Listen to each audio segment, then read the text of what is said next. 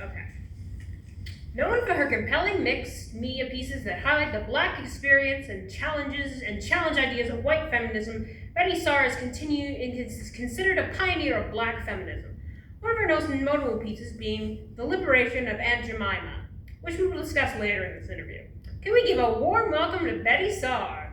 Betye, thank you so much for being on the channel. Would you mind telling the audience a little bit about yourself and how you got your beginning in art? Wow, I feel like you said it all. Yes, I am Betye Saar. I am from Pasadena. Well, I was born in LA, but I was raised in Pasadena, California. And I like to collect things and turn it into art, or as my mother would say, find stuff and turn it into art. A lot of my work is a mixture of manufactured and natural objects. In my eyes, there's no such thing as man versus nature because man comes from nature. Man is a part of nature. I try to show this in my artwork by creating a balance of things we've made and things we have watched nature make. So, yeah, I grew up collecting things and I like to turn that stuff into art. I like to turn that stuff into new stuff. There was so much inspiration in California too. When I lived with my grandmother after my father passed in 1931, I would walk past the Watts Towers when I went to school every day.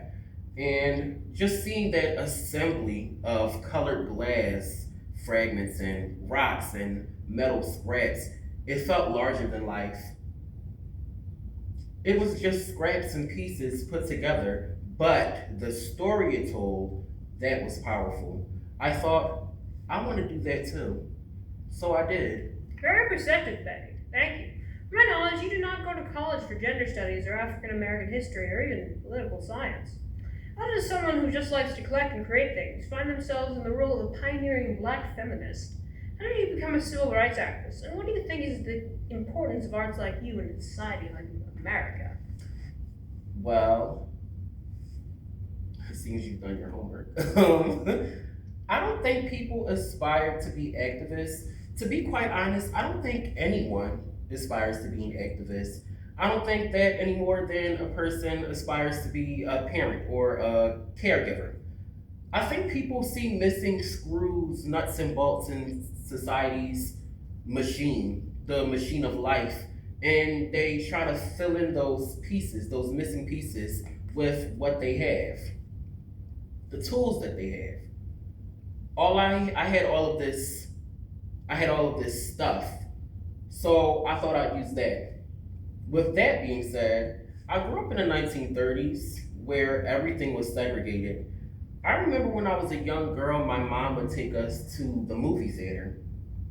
We'd go to the movies like any other family would, and we would have to sit in the balcony to watch the movies.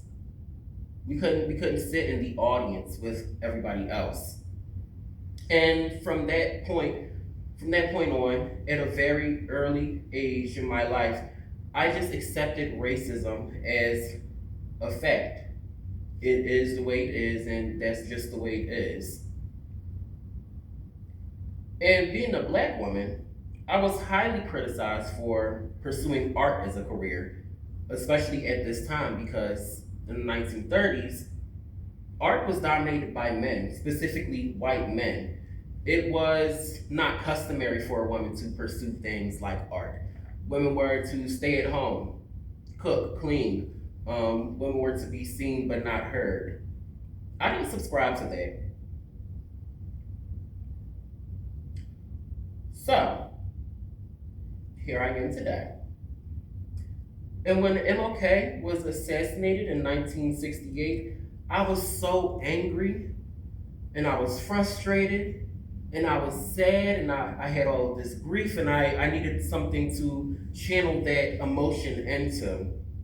So I decided that I would use art. I would use art as a weapon. I would weaponize what I knew and try to fight these stereotypes that people put on the Black community. Here you have this man, this Black man who's just trying to create peace throughout everybody, and they kill him. I knew that I couldn't say stylic, and I didn't want to say stylic. So that's how the liberation of Aunt Jemima was born. I'm so glad you brought that up. Here we have your original piece. We couldn't get the full sculpture, so this will have to do. I know you just explained the birth of this art piece. Could you go more in depth about its relationship to Black culture and how it challenges white feminism? Absolutely. This image, this depiction of the Black woman has been propagandized for decades to convey this message that Black women are submissive and obedient and easy to control. These stereotypes served a purpose to make Black people seem less than human, to keep them in their place. My work is about taking those images and transforming them. This caricature of the Black woman has haunted many women in my community, setting a precedent of how white people are to view us, including white women.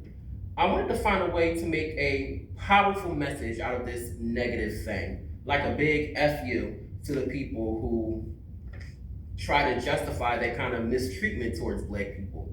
So I gave her a gun, a rifle to be specific, which you can see here, to show that she would not submit to anyone. She's a badass.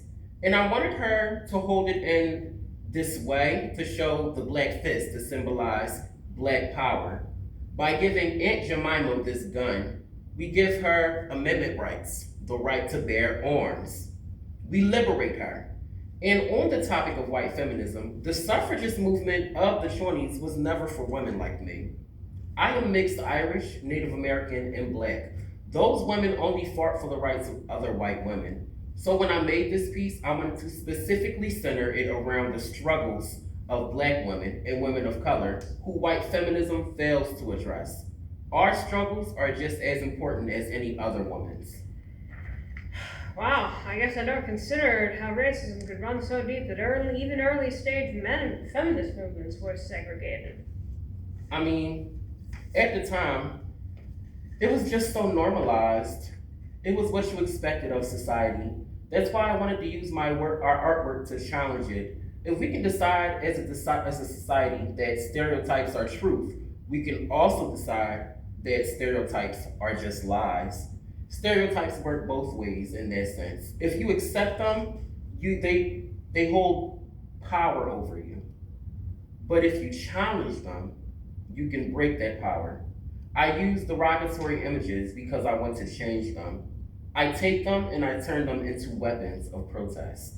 As I browse your repertoire, Aunt Jemima comes up quite often. Could you speak about your personal experience with dolls and how Black Doll Blues relates to childlike innocence and Black girlhood? Just curious. Yes, as you can imagine, Black dolls were rare growing up in the 1930s and 40s. As a child, I never had a Black doll. I usually had dolls that my mother found, and every year she would repaint their hair or make a new dress for them to personalize them for me. Black dolls were not manufactured back then. And if there was a Black doll, it was like a rag doll that a grandmother or somebody else's mother would make. And by the time they started making Black dolls, because sure enough they did, I was already in college at UCLA. In this image, you see my Black doll collection that I accumulated throughout my adulthood in watercolor paintings of those dolls on the walls. I needed something to do during quarantine, and I didn't feel it was right to make my usual big assemblages. So I focused on painting my dolls instead. Like I said, I like collecting things, so I was very fascinated as I came across more of these Black dolls. I wanted this piece to symbolize the experience of Black girlhood through this variety of dolls that have the same features as Aunt Jemima. This is how little Black girls were supposed to think of themselves back then. So once again, I wanted to empower Black Jemima. Like Black women, these dolls come in all shapes and sizes and different skin colors too. I painted them in watercolor on the walls to encapsulate the childlike giddy you got from painting with watercolors. I love how vibrant and saturated the colors are too. Well, Betty, it's been a pleasure discussing your legacy and your hopes and dreams for society. I know we are just about cutting it on time, but I'd like to ask you about one more piece, if that's okay. Shoot. Here I have your 1969 piece titled Black Girl Window. It is a piece that ideas of mysticism and themes of black identity. I don't know how I'm just bringing this up, but could you delve into how you use mysticism to inspire your art and how this piece could have been seen as vice for black escapism? And how do you hope your art continues to inspire people? Earlier, we spoke about how in assemblages, you can connect the world between man and nature, correct? Mysticism and spirituality are like the third legs and that tripod of an ideal work of art to me. It is the magic in the art. I figured if I wanted to empower black people, I'd also have to celebrate the ancestors who got us to where we are today. I love pulling from African religion and traditions and infusing that into the art. In this specific piece, I wanted to comment on the constraints that are put on black women. That's what the box symbolizes. I was told I couldn't pursue art as a black woman. Look at me now.